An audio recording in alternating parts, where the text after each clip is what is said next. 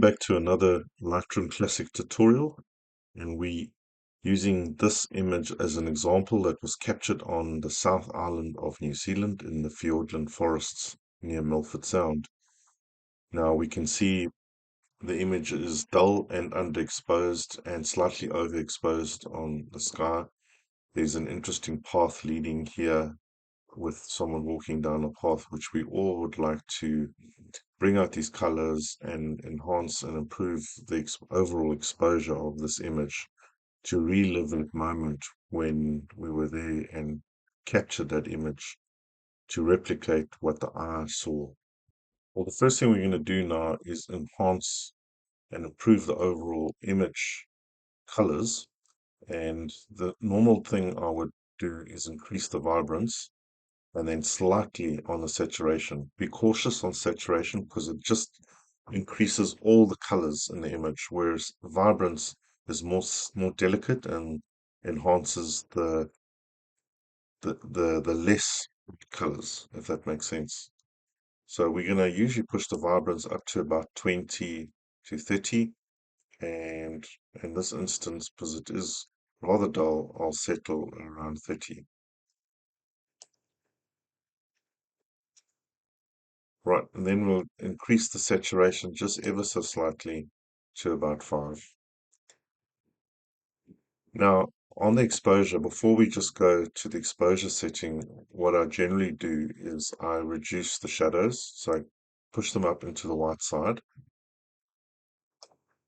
I reduce the blacks into the white side, increase the whites. I'll, in this instance, reduce the highlights to give more clarity in the sky and the mountains. And then finally, I would increase the exposure ever so slightly.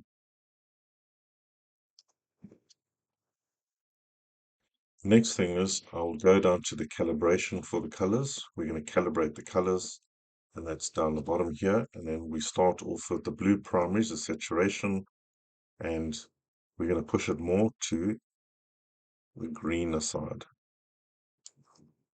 Likewise with the hue, going to make it a bit cooler. Enrich those greens. Then moving up to the green primary saturation. You can swing the slider either way to see what it does, so you get a better understanding, but I would settle at about plus 26, and then the hue, so either go to the yellow side or to the cooler side, and in this instance I would settle around 39.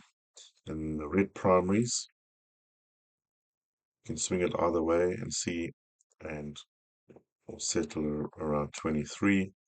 And then the red primary hues, swing it either that side or that side.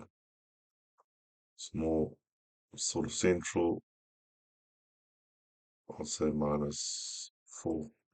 And then the overall tint, the shadows, we want to tint the shadows to the green side. As you can see, you can go complete to the left, to the right, and see what it does. And we want to be around there. Now from this, you can go to your color mixing to refine your colors. The next thing we'd like to do is brings the eye and lighten up this pathway. And by doing that, we're going to introduce a mask, and we're going to choose a radial gradient, and we're going to draw that in here, rotate it a bit. There we go. We're going to reduce the shadows by increasing the whites as well, reducing the blacks, bringing up the exposure ever so slightly. We're going to add a bit of clarity as well to that mask, bit of texture, and a bit of dehazing. The next thing we'd like to do is darken the sky, and by doing that, to achieve that, we're going to introduce another mask, which will be a linear gradient, and we top and drag that from the top to darken the sky. Now we don't want to darken the trees, so what we're going to do here is we are going to subtract with a color picker, color range, and we want to subtract the tree. Got it? Find it here.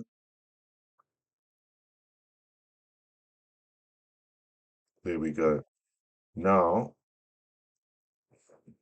we can reduce the exposure of the sky. And as you can see, it's not darkening the leaves of the tree. And we're going to increase a bit of contrast and reduce the highlights and the whites. And what I think I'm going to do is just drag that mask a bit further down. And there we go. Next thing we'd like to do is increase the luminance of the colors. I'm pretty happy with saturation, so you go back into the basic section and we select in the color mixer the luminance. And the first thing we're going to do is increase the green's luminance, and you can see how that really pops and stands out. Do the same with a bit of the yellows and the oranges. The reds and the agua doesn't make much difference to the image. I've tried those. Last thing I'd like to do is just overall tweak that exposure by just brightening the image a little bit more. And by doing that, I'm going to reduce the shadows even further into the white side and tone down the highlights ever so slightly as well. And then I'm going to be adding a vignette on the effect side just to the outer edges of that image, just to give that little bit of more drama and effect to focus on the center part of the image. And that is it for this quick tutorial. I hope you enjoyed it, and I'll see you in the next video.